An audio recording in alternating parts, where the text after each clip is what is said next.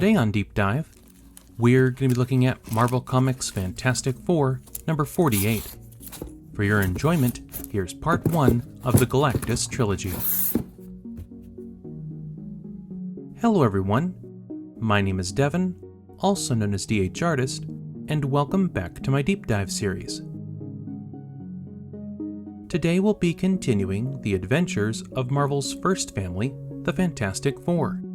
And if you missed my deep dive coverage of their other issues, I'll link to them in the video description below. With the excitement of the Fantastic Four finally joining the MCU, I thought it would be fitting to look at the exciting trilogy that debuted two of Marvel's iconic characters, Galactus and the Silver Surfer. Now in each of my videos, the conditions of my comics vary. Today's book is in good condition. It is showing its age with off-white pages, but it displays beautifully and features page after page of fantastic Kirby art.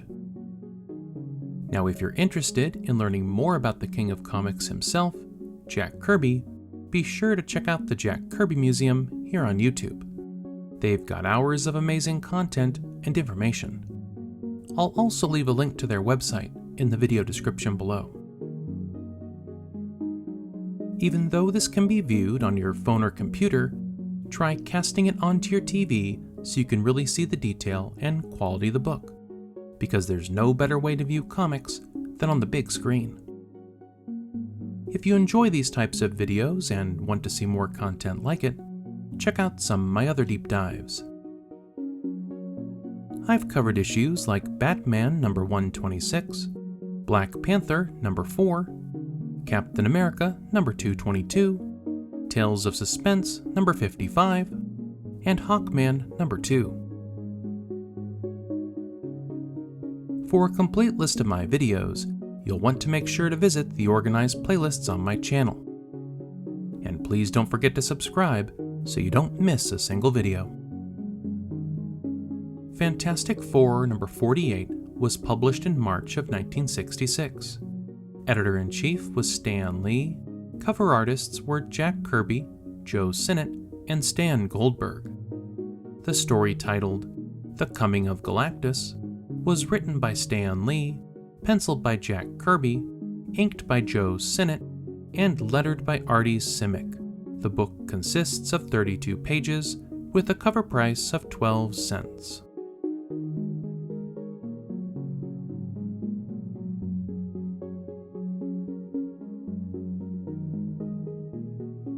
Today's adventure picks up where the previous issue left off.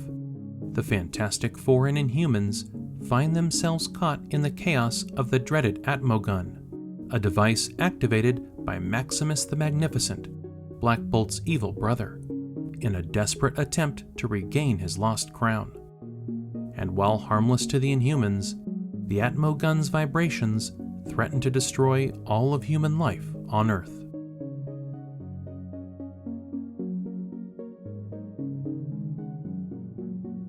As violent vibrations rock the city, the Fantastic Four struggle to stay on their feet.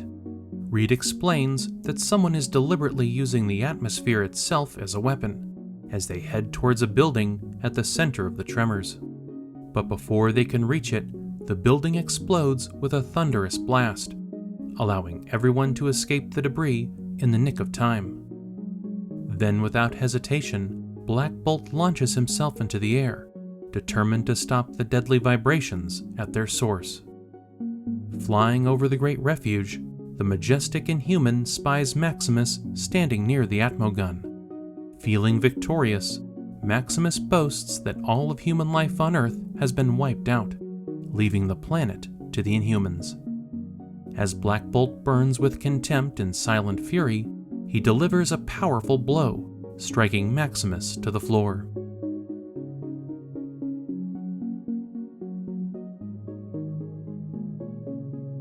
As the deadly vibrations cease, Maximus is shocked to see the humans still alive, as Medusa and the others arrive to confront him. Declaring that his plan has failed, Medusa proves it with video evidence. She then reminds him that Inhumans and humans are the same, differing only in their powers. While Maximus rants that Earth must belong to him, Medusa calls him mad and vows that one day they'll rejoin humanity under Black Bolt's guidance. And quietly she admits her love for Black Bolt, but resolves to wait to give him her heart until his destiny is fulfilled.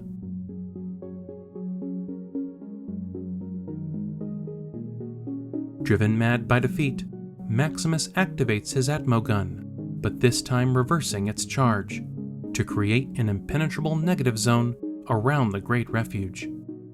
As the ground glows and the barrier begins to form, the Fantastic Four rush to escape before it solidifies.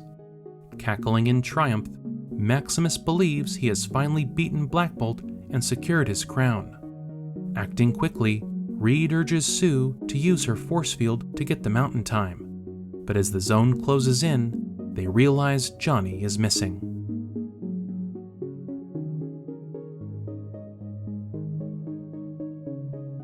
As the negative zone closes in, Ben finds that Johnny is refusing to leave without Crystal. In desperation, he drags Johnny away to safety just before the barrier seals completely. And though Johnny is heartbroken over losing Crystal behind the impenetrable dome, his teammates try to comfort him. And while Johnny vows to find a way to reach her again, Ben quietly reflects that Johnny has grown into a man through this ordeal. Unable to promise they'll find a way to free the Inhumans behind the barrier, they all reassure Johnny that they'll never give up hope. And as their jet departs, the impenetrable dome sinks slowly into the horizon, a lasting reminder of their loss. As our heavy-hearted foursome return to New York, far away in the depths of space, the mysterious Silver Surfer streaks across the cosmos like a living comet, with the freedom and wild abandon of the wind itself.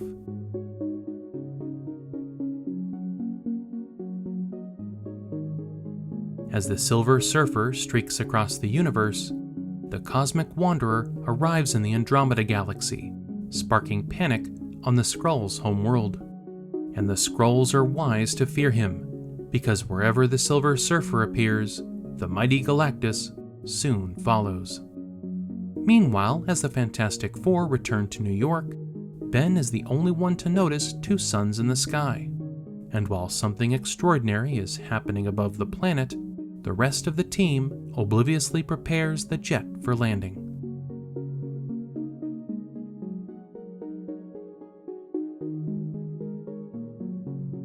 Suddenly, in a burst of light, the Fantastic Four watch in shock as one of the two suns in the sky swells rapidly, filling the horizon with fire. Descending into a city in chaos, they find the airport completely abandoned.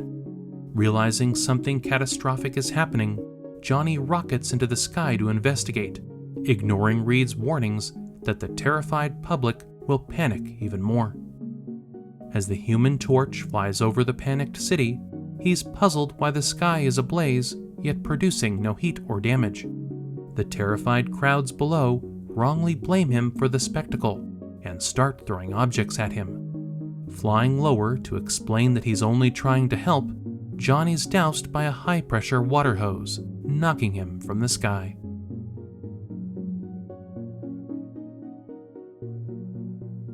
As an angry crowd surrounds Johnny, Reed, Sue, and Ben arrive on their jet cycle. With our trio unable to land, Ben leaps to the ground with his trademark battle cry. As the thing charges in, the mob attacking Johnny scatters in fear, leaving all but one brash thug for Ben to deal with. Letting him get one hit in with all his strength, the wise guy's punch has no effect. Ben then calmly flicks the man with a single finger, knocking him off his feet.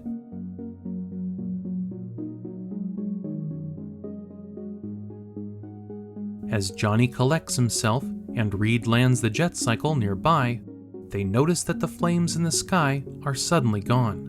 The Fantastic Four wonder what mysterious force caused the chaos, realizing that they may be facing a power far greater than any they've ever encountered.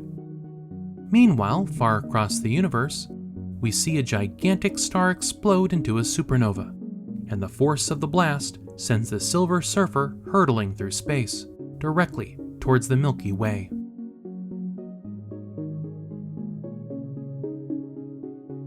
Arriving in our galaxy and discovering the Sun, the Surfer begins his search for a planet, one that holds the energy and elemental resources necessary for the Great Galactus.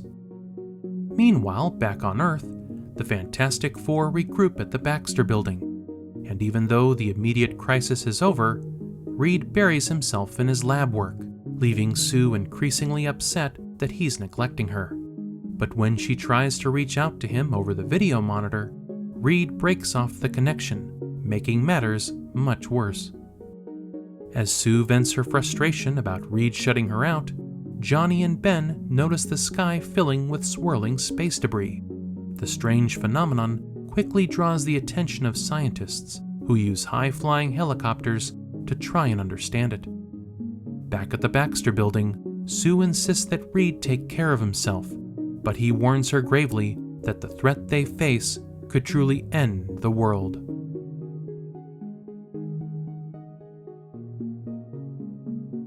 Suddenly, the Watcher appears before them, revealing that he has been creating the sky's strange phenomena in an attempt to hide Earth from the Silver Surfer.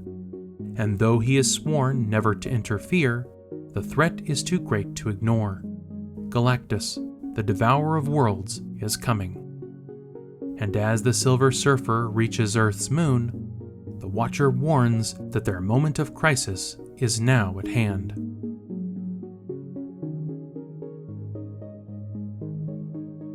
Piercing through the debris, the Surfer smashes through the Watcher's barrier. Soaring over New York, he realizes someone tried to hide Earth. In a burst of flames, the Human Torch races to stop him, but is easily evaded, unable to match his speed and maneuverability. Then, landing atop the Baxter Building, the Surfer sends out an energy signal to summon Galactus. The Watcher declares that it's too late. Earth's peril has already begun.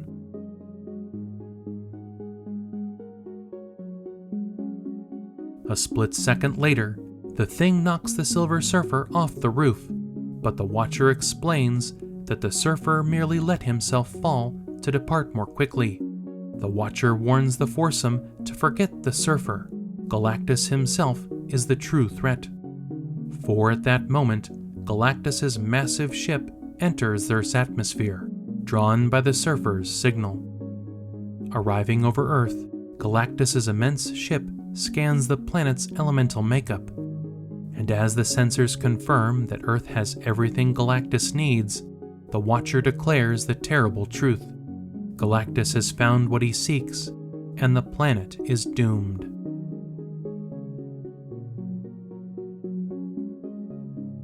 Flying over the city, zeroing in on the Surfer's signal, the ship makes its landing. Galactus then descends from his colossal ship, towering over the Fantastic Four. Declaring that his journey has ended, he announces that Earth will sustain him until every ounce of elemental life is drained away. And as this issue draws to a close, our heroes stand stunned before the cosmic giant. Some of the interesting advertising found within this issue is a full-page ad for 10 rib-splitting jokes and foolers for $1.98. There's a half-page ad for Boys to Sell Grit. In the Shop by Mail section, kids could order a giant talking clown for $1.25. And you could see everything on your TV in thrilling color by ordering the Color V filter screen from Superior Products. I hope you enjoyed this deep dive. If there's a particular issue or comic you'd like me to flip, drop it down in the comments section and I'll see if I can add it to my pull box. If you enjoy these types of videos, please show your support by subscribing to my channel. As always, please consider liking and feel free to share this video. And until next time, deep divers, thanks for watching.